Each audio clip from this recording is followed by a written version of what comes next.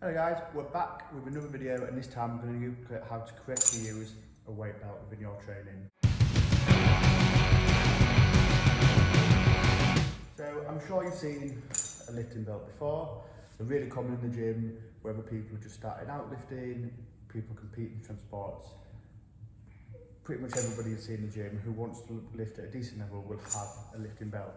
Now the idea of a lifting belt is to help you brace. Now a lot of people think they can put one of these on and they can deadlift with terrible form and they're not going to hurt their back. That's really not the point of putting a lifting belt on. The point of putting a belt on is so you can brace and make yourself tighter under the weight, make yourself more firm, and basically to help you lift the weight, make you feel a bit lighter. So obviously you want to know, how do we do that with a lifting belt? So what we're going to do is put your belt on. Now different people will like the belt in different places. The advice I've always gone by, and it's not necessarily the most flattering advice, but it's the bit that I found worked the best for me, is you want to put your belt on where you're fattest. So if you breathe out, so for me, that's where I'm fattest. So that's where I want to put my belt on. Now for me, I've got a two-pronged strength shot belt. I've had this belt for about 6 years and absolutely love it.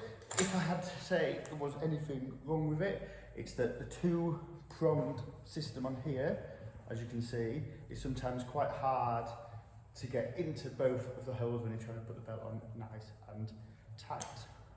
So when you put your belt on, what you want to be able to do is fit 4 fingers down the side of your belt. You don't want it to be super tight, so you couldn't do that. So you just want it to be like that. Now, bracing. If you're lifting, you should know how to brace, but most people don't know how to brace properly.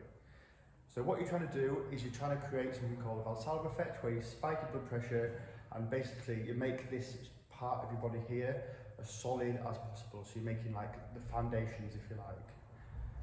Now how we do that is we do by breathing in and breathing out. Now what people will get wrong is that they'll just try and breathe into the front of the belt. That's not what we're trying to go for here.